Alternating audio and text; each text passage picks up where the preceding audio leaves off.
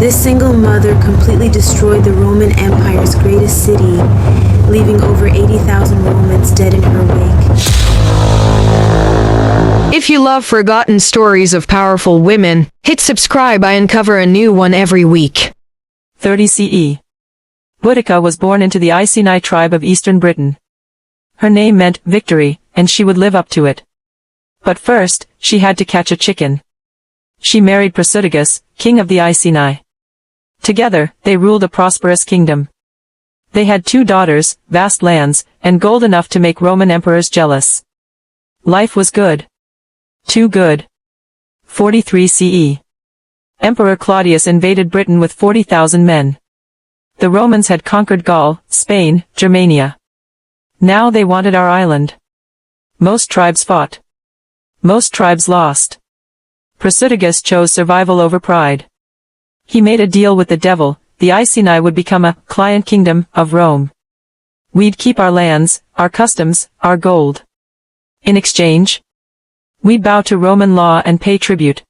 For 17 years, this uneasy peace held. Boudicca raised her daughters, advised her husband, and tolerated Roman bureaucrats who couldn't count to 10 without a scroll. But peace built on compromise is like a bridge made of ice. Eventually, it cracks. 60 CE. Prasutagus lay dying. He thought he'd outsmarted Rome. His will left half his kingdom to his daughters and half to Emperor Nero. He believed this would protect his family. He was wrong. Roman law didn't recognize female inheritance. As far as they were concerned, the entire kingdom now belonged to Nero. Boudicca and her daughters? They were just inconvenient. They flogged Boudicca.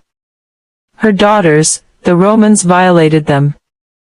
The Iceni nobility were beaten, their lands seized, their peoples sold into slavery. Rome wanted to make an example, to show what happens when Britons forget their place. But Rome made a miscalculation. They thought they'd broken her spirit. They'd actually forged it into steel. Boudicca sent word to every tribe that had suffered under Rome. The Trinovans, whose temple was destroyed. The Catavilani, whose lands were seized. The message was simple enough. The timing was perfect. Rome's governor, Suetonius Paulinus, was 250 miles away in Wales, burning Druid temples. Britain's south was defended by scattered garrisons. Boudicca had an open road to revenge. History didn't record her exact words. But we know what she said. She reminded them of every humiliation, every stolen child, every murdered husband. She showed them her scars. She asked them, would they die on their knees, or fight on their feet? For freedom! Camulodunum. Rome's shining colony. A city of 30,000 Romans and Romanized Britons. The temple of the divine Claudius, symbol of conquest. Boudicca burned it all. Not one stone left on another. Not one survivor. Today, archaeologists find a distinct red layer of burned debris from 61 CE, the Boudiccan destruction layer. 3 feet thick in places. An entire city, erased. Suetonius learned of the rebellion too late. Camulodunum was ash. He raced south with his cavalry, leaving his legions to follow. He reached Londinium first. Then he made the hardest decision of his career. He couldn't defend it.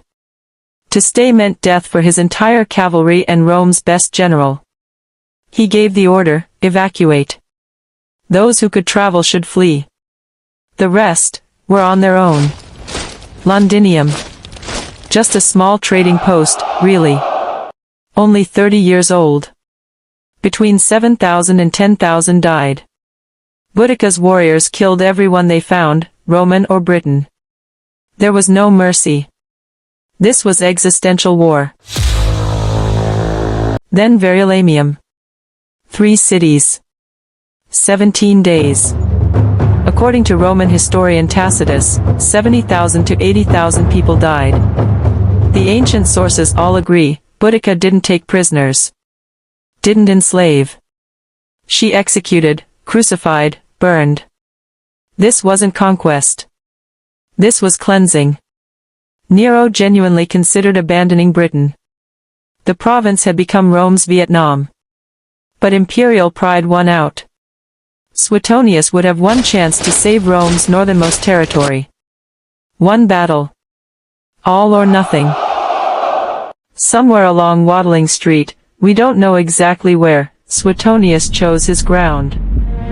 He positioned his legions in a narrow pass with forests on either side. Numbers wouldn't matter if the Britons couldn't use them. It was brilliant. And Boudica walked right into it.